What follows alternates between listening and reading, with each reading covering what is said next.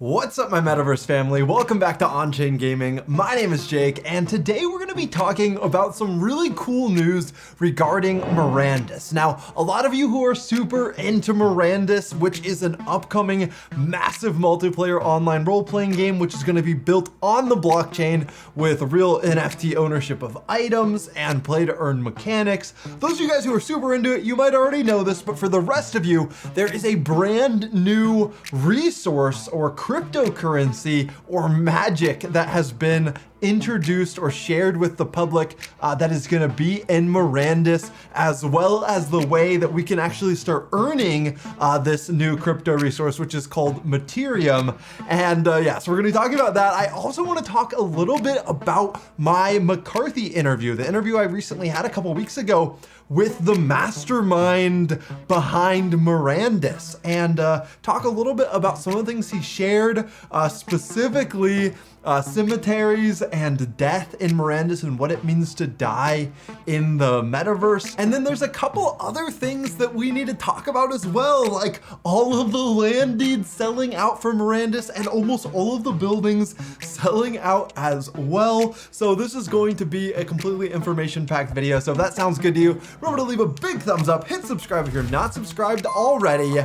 Let's get into it. On-Chain Gaming. So starting off, let's reflect on my McCarthy interview a little bit. First of all, I just want to say thank you to all of you guys. The fact that you guys watch me make this content about play to earn gaming, and the fact that you've just given our whole team this opportunity is super, super cool, because now, since you guys are watching me, I have the opportunity to literally interview some of the most innovative minds, some of the most impactful people that are building the metaverse right now. And it is just such a cool opportunity, and it's not lost on me. So I'm just grateful for you guys, because if you weren't here watching this content, I would not have this opportunity. We as a team would not have an opportunity to make this content about play to earn gaming for a living, and be able to interview some of the greatest people here that are making things happen. So I hope that I did a good job with that interview. There's so many questions that I wanted to ask that I couldn't ask. I felt like there just wasn't enough time. I had so many things I wanted to talk with McCarthy about, and I'm just so grateful to you, McCarthy, for joining me on this channel. It was such a pleasure having you. But yeah, if we're able to do it again, if I'm able to have Michael McCarthy on my channel again, I think it would be really cool to do a 2-hour chat instead of a 1-hour chat, because then it could just be way more laid back. Plus, we could dive deeper into each question and get more questions out of the way, and actually have more of a deep conversation about Mirandus. I just think it would be so awesome. So I've been learning, guys, from each interview. That's probably enough talking about that, though. Let's move on to the second topic. So the second thing we need to talk about is the fact that the Mirandus store is almost completely sold out. And I actually bought the last Majestic stable that was for sale in Mirandus, which felt pretty cool. Grabbed up that last one of 10. But yeah, so I think what happened is I posted a video, and it's possible I'm giving myself too much credit here, but I posted a video called "Buying Land in the Metaverse Can Make You a Millionaire." And I think a lot of you guys saw that video, and in it, I featured Mirandus as one of the 5 places in the metaverse where I feel like land value might go up a ton. And that video already has like 50,000 views. It might have like 60 or 70,000 views in the first week, which is pretty crazy. That's a lot more than most of our videos get. And yeah, after I posted that video, everything in Mirandus and the Gala game store just sold out really, really fast. So pretty cool. I'm sorry for those of you guys who are like part of the Mirandus community, because probably some people watch that aren't even part of the on-chain gaming community, just because it kind of spread a little bit further than normal. So a lot of people were able to buy in, but that's probably good for growing play to earn gaming and the number of people excited about Mirandus overall. So pretty cool. If you do want to buy anything in Mirandus now, I highly recommend you go over to OpenSea or an NFT marketplace, because on the Gala game store, you can find cemeteries, which were just dropped, and we're going to talk about those next, as well as tents. But that's it. Those are the only buildings available. And then the only deeds available are 2 citadels.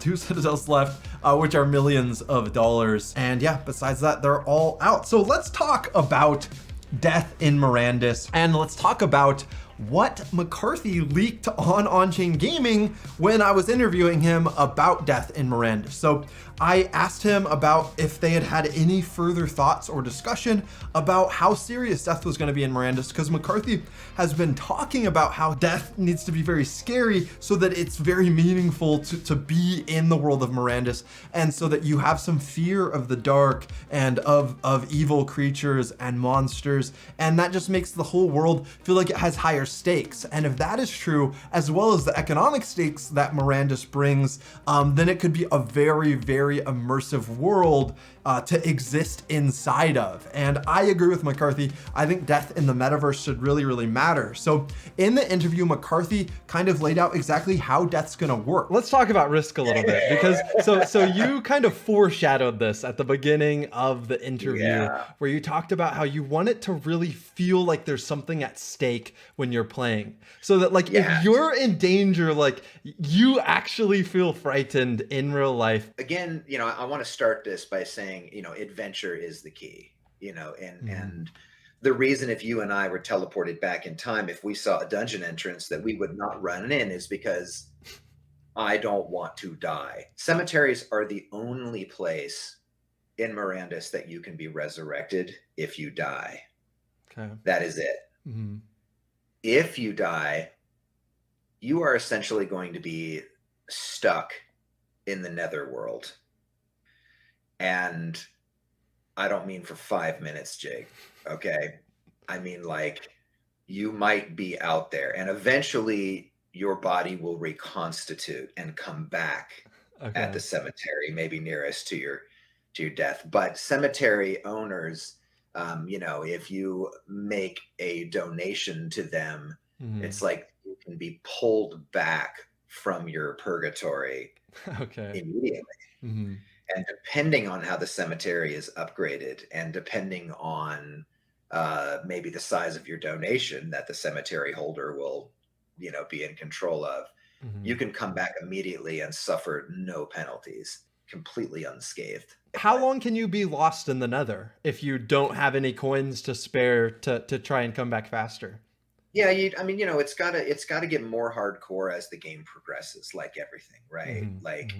So, early players probably won't notice anything at all. It'll just, but the deeper and deeper you get into your journey, and I like the narrative and the fiction that you are becoming from a level 1 kind of simpleton, maybe new to the world of Mirandus, you are becoming incredibly complex with gear and skills and abilities. So it's kind of like the more complex you become, the harder it is to reconstitute, and maybe the greater the penalties will be. There has to be,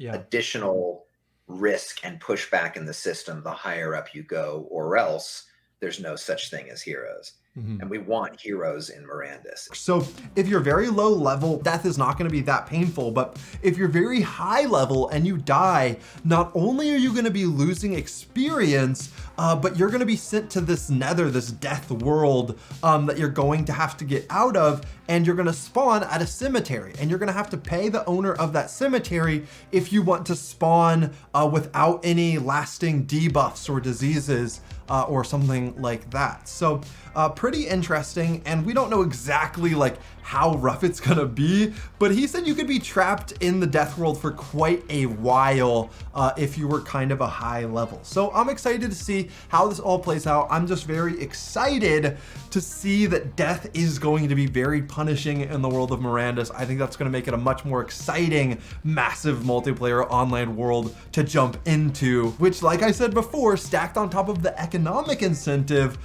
is just, man, it's such a compelling game and a compelling concept that I cannot wait for. Now let's talk about the brand new, this is a really big announcement for Mirandus, Materium. So Materium is the secret magic of Mirandus. Materium surrounds and fills everything in Mirandus, and soon players will have access to its power. That kind of sounds a little bit like the Force or something like that. Use it to craft a magic weapon or an enhanced suit of armor. Allow it to make you stronger, faster, or wiser. I'm a big fan of wisdom. Substitute it for ingredients in potions to create elixirs with magic power. So it sounds like this Materium is going to be used in everything from magic weapons to armor to potions to, who knows, maybe even enhancing horses or like resurrecting and stuff like that. And that's exactly what the next sentence says. Materium can be used to bring the fallen back from the dead, bestow spellcasting abilities on the holder, or teleport valuable items from one place to another. It has many uses and soon it may be yours. So this is a really cool announcement that they make at the very end of this. There is going to be another play test, another kind of alpha stress test for the world of Mirandus for everyone that owns Exemplars. Now, Exemplars are still available in the Mirandus store. And if you own an Exemplar and log into this playtest, which by the way, guys, the full game is gonna be available to everyone. You do not need an Exemplar to play the full game. But if you do buy an Exemplar and you log into the playtest, for each Exemplar that you log into the playtest with, you will be rewarded with some Materium.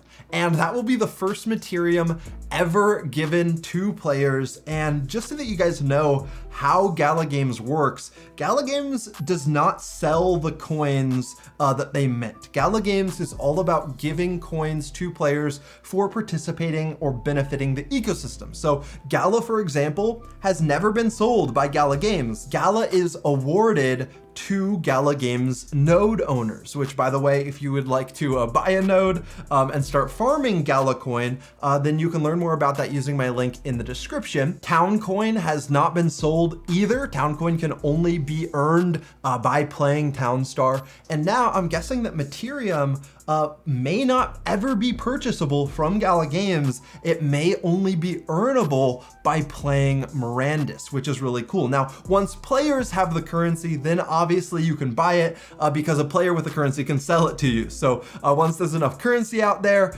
there can be liquidity pools made and it can be traded in Uniswap, and then it could be added to other exchanges and stuff like that. But that's kind of down the road. So if you guys enjoyed this information-packed update video, honestly, there's a lot of really cool things that Michael McCarthy and I discussed in our interview. And if you have not seen that, I highly recommend you guys check that out. So that will be linked in the description and it will appear on the screen right now if you want to check out that McCarthy interview. And then also, guys, I'm writing a book on play to earn gaming, which I'm really excited about with Dr. Mark Bowles. So make sure you check out the link in the description as well. Ready Player Earn is what the book is called. ReadyPlayerEarn.io is the link where you can put in your email address to be notified when that book is published. But it is a player's handbook to the future of play to earn gaming. And yeah, I'm really excited about that. And then I'll end by saying thank you to all of our incredible Patreon supporters. Thank you guys so much for your support on these videos. We really appreciate it. I'm not making these by myself. Nate, my brother, edits these videos and does an awesome job with that. Josh is the original intro and outro music and sound design. And yeah, we're adding to the team a lot. Actually, we just hired someone new. Actually, we have 2 people working on thumbnails, one for the main channel, one for the clips channel. My brother just came on to do sponsorship stuff because we're afraid that Gala's node referral system, which is kind of funding the channel right now, may be voted away. And if that happens, we're trying to figure out how to keep funding the channel. So I brought my other brother on to help us find more sponsorship deals. So hopefully we can bring in more revenue if people vote on the nodes to cancel the referral system, which will kind of cancel like 90% of the channel's current revenue. So if you're a node owner and you want to vote to keep on-chain gaming funded, we would really appreciate that as well. And then yeah, thanks for watching all of this, guys. On your way out, a thumbs up would be very appreciated. Make sure you hit subscribe if you're not already. And until next time, everyone, have fun roaming the metaverse.